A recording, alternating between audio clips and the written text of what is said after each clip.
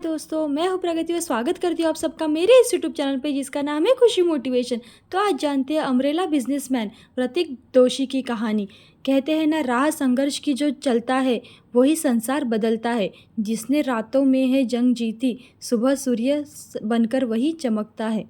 जानते हैं प्रतीक दोषी की कहानी। जनरली कॉलेज से ग्रेजुएट होने के बाद अधिकतर लोग जहां करियर की जॉब पाने के लिए सोचते हैं, वही प्रतीक दोषी कुछ अलग करने की सोच रहे थे। वो कुछ अलग करना चाहते थे जो अब तक किसी ने नहीं किया था, लेकिन उनके पास ऐसा कोई था ही नहीं कि वो कुछ कर पाए।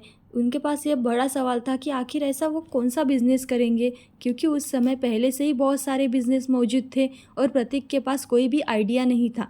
तब उन्हें पता चला कि कोई खुद का बिजनेस भी करना चाहता है। बरसात के मौसम में एक दिन प्रतीक जब मुंबई के लोकल ट्रेन को धक्का खाते हुए बारिश से बचते बचते अपने घर आए, तब उनकी नज़र अचानक एक छतरी पर जा गिरी।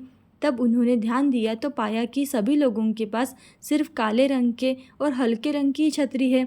छतरी किसी भी तरह की कोई भी प्रिंट या डिज़ाइन नहीं है। लोगों के इन छतरी को देखते हुए उनके दिमाग में एक ज़बरदस्त आइडिया आया।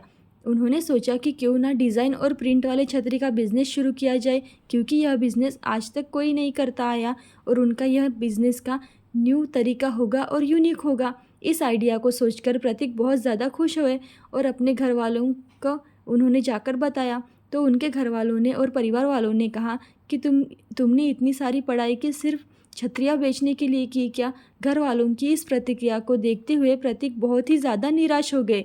लेकिन तब तक प्रतीक के मन में यह आइडिया पूरी तरह से बस चुका था। उन्हें सिर्फ किसी भी हालत में अपनी छतरी का बिजनेस शुरू करना था। प्रतीक अपनी छतरी के बिजनेस के लिए ब्लूप्रिंट तैयार कर रहे थे, तब उनके दोस्त उनके घर आए और उन्होंने पूछा, भाई तू क्या कर रहा है? तो प्रतीक ने जवाब में कहा, मैं अपना छतरी का बिजनेस शुरू करना चाहता हूँ। अपनी छतरी बिजनेस के लिए उन्होंने डिज़ाइनर से डिज़ाइन मंगवा लिए, लेकिन तब उन्होंने यह डिज़ाइन पब्लिशर को दिखाया तो कोई भी पब्लिश करने के लिए तैयार नहीं था, क्योंकि इंडिया जैसे देश में, हमारे देश में जल्दी ही कोई चीज़ एक्सेप्ट नहीं की जाती। इसलिए कोई भी प्रतीक के डिज़ाइन को पब्लिश करने के लिए तैयार नहीं था। लेकिन प्रतीक ने हार नहीं मानी और एक के बाद एक पब्लिशर के पास जाते ही रहे।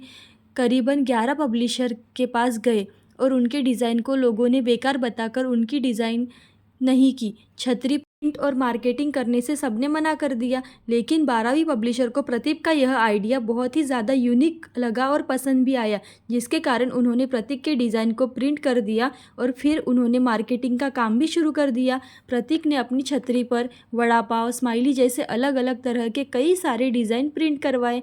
सारी छतरियाँ प्रिंट होने के बाद प्रतीक ने खुद मार्केटिंग का काम शुरू कर दिया। करीब 6 महीने तक काम किया और पूरी तरह से काम में जुटे रहे। लेकिन बहुत कड़ी मेहनत करने के बावजूद भी उन्होंने सिर्फ 800 छतरियाँ ही बेची थी। फिर उनके एक दोस्त ने उन्हें बताया कि तुम अपनी छतरी के बिज़नेस को ऑनलाइन लेके जाओ, इसके बारे में सोच लो। प्रतीक ने अपनी छतरी के बिज़नेस पर पूरा हाथ आजमाने का सोच ही लिया था, ताकि उन्हें लाइफ में कभी कोई पछतावा ना हो। प्रतीक कहते हैं कि जब बिज़नेस ऑनलाइन ले जा रहे थे और मार्केटिंग के लिए 18 घंटे काम करते थे, वो कहते हैं कि उस समय जैसे रावण के 10 सिर होते हैं, वैसे ही उनके 10 सिर थे। एक डिज़ाइनिंग में तो उन्होंने, दूसरा मार्केटिंग में अकेले ही सभी चीज़ों को हैंडल कर रहे थे। अपने बिज़नेस को ऑनलाइन ले जाने के बाद प्रतीक को बहुत डर था कि कोई उनकी छतरी खरीदेगा भी या नहीं। इसलिए उन्होंने अपने पिताजी से कहा कि प्लीज़ आप एक छतरी खरीद लीजिएगा, ताकि मुझे तसल्ली रहे कि मेरी एक छतरी तो बिक गई।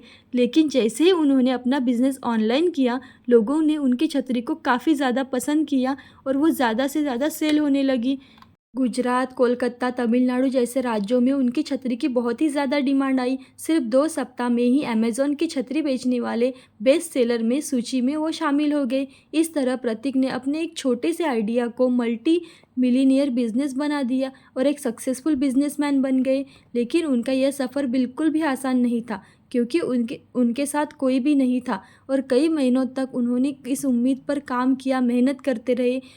और आज उनको इतना मिल रहा है जितनी उन्होंने कभी कल्पना भी नहीं की थी। बिजनेस और सक्सेस ऐसे ही होते हैं, इनमें व्यक्ति को एक सही आइडिया पर काम करते रहना चाहिए और मेहनत ज़रूर रंग लाती है। वो प्रतीक दोषी हमेशा कहते हैं कि अगर आप पूरे दिल से मेहनत करते हैं, हार्ड वर्क करते हैं, तो आपकी मेहनत कभी भी पानी में नहीं जाएगी। ऐसी अच्छी कहानियाँ और वीडियोज़ देखने के लिए खुशी मोटिवेशन को लाइक शेयर सब्सक्राइब ज़रूर करें। Thank you so much.